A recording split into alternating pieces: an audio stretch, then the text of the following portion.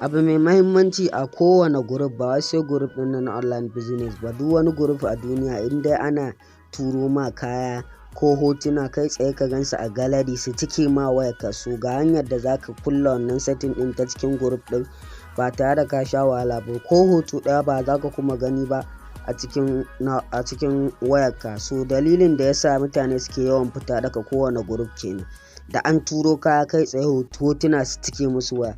Bayan haka kuma idan ka zo direct, kamar yadda kuke gani wani ya turo mana saƙon cewa da Allah da an turo kaya a wannan group ɗin suke cike min wayata in rasa space, ko jiya sai da na share hotuna guda 1350.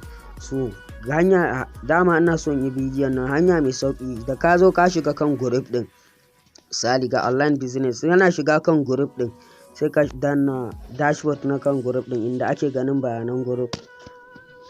Ta haka tsayan dinga nuna muku inda ake ganin bayanan group. So kai tsaye kamar da haka zai ku danna profile na kan abin nan ɗin, kan group ɗin. Kai tsaye bayan ya shiga muku kai zai kawo muku bayanan group ɗin.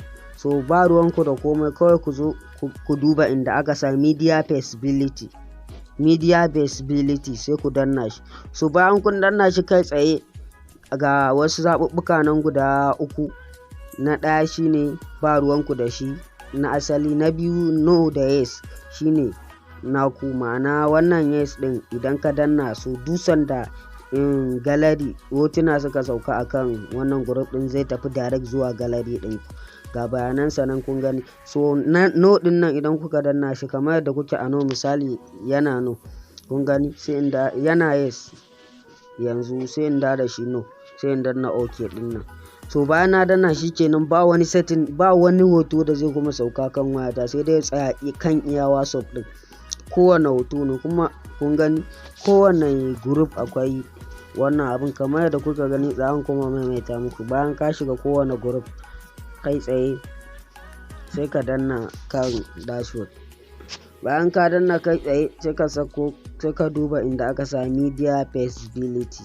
So don haka gashi nan kuna gani media visibility sai mu danna shi. So kun gani nan yana nuna mana duk sanda suka zo hotunan za su iya tsaya kan WhatsApp, wanda suka buɗe za su iya sauka kan wayata, ko ban ga kowane hoto ba duka su sauka kan wayata. Sai in zo inda aka sa no ɗin nan sai in danna kawai, sai in danna ok. So dan da zara an turo hoto a wannan group ɗin, ko duk yawansu ba za su sauka kan na'urata ba, su sauka kan wayata ba.